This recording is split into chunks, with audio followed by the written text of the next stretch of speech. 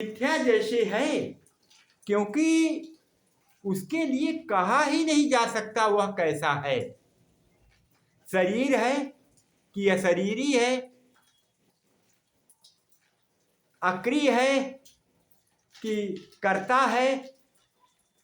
तो जितनी बातें उसके लिए आती हैं, उसका रूप है कि अरूप है, आकार है कि निराकार है, साकार आकार, कुछ भी जो देने कहने में आता है ये सब झूठ झूठौहल है।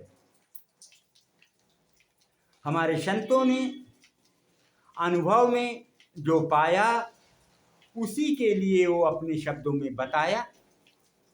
एक संत नहीं, अनेक संत अपनी अपनी तरफ से और अपने अनुभव की तरह से इसकी व्याख्या किए हैं।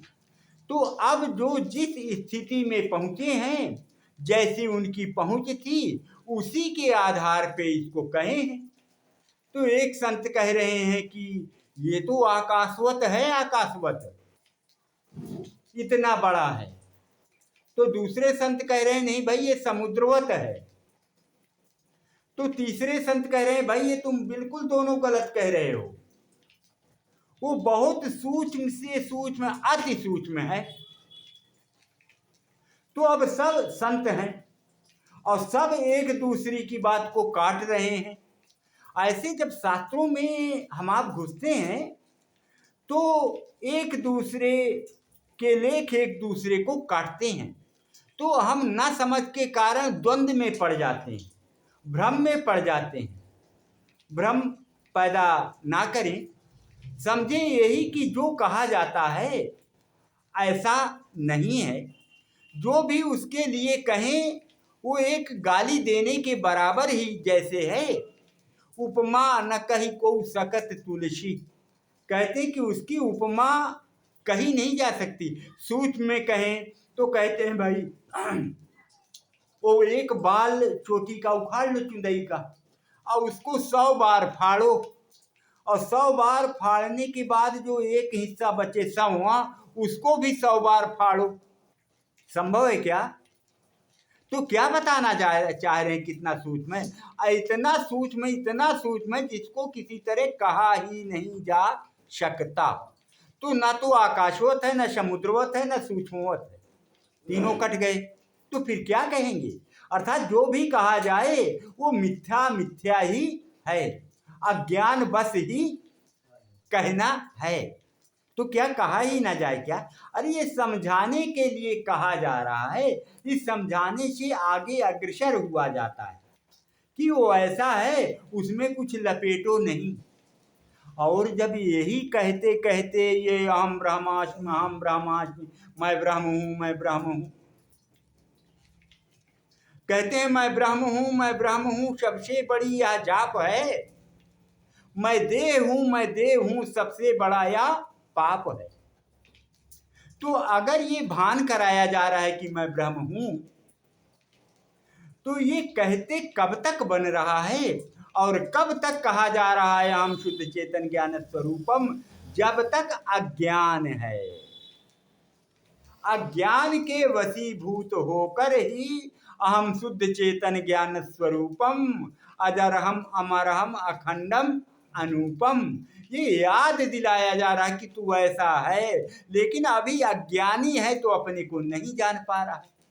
तो जो कहना कहाना सब झूठ हो गया।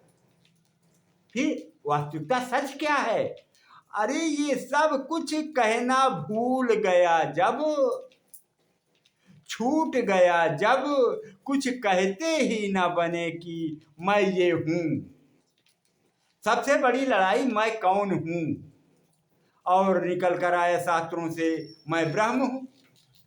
तो जब ये न कहते बने कि मैं ब्रह्म हूं, जब ये न कहा जा सके कि मैं ब्रह्म हूं, अगर कह रहा है कि मैं ब्रह्म हूं, तो इससे सिद्ध हो जा रहा है कि पहले ये ब्रह्म नहीं था, और जब कि ब्रह्म ही था।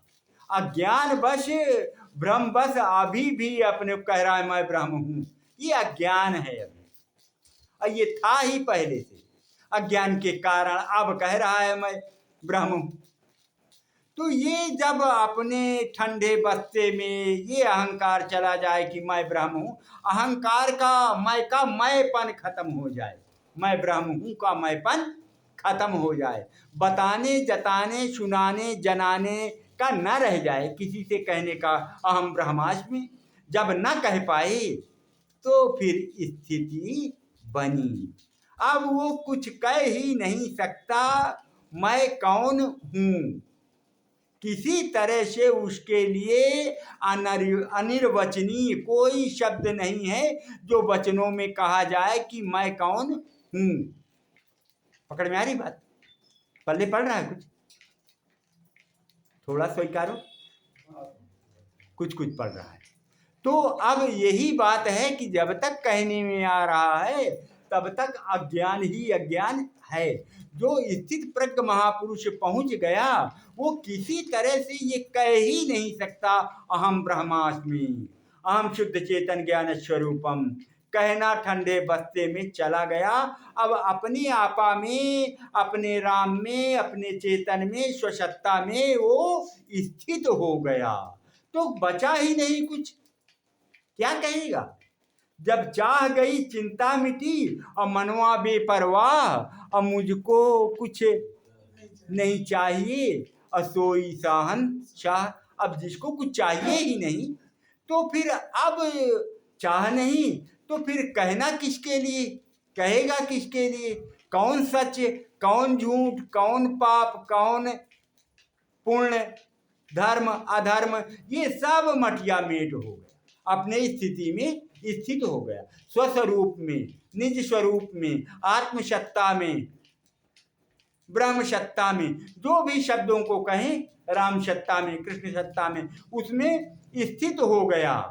अब कुछ भी कहने के लिए बचा नहीं। प्रेम से बोलिए सद्गुरुदेव की।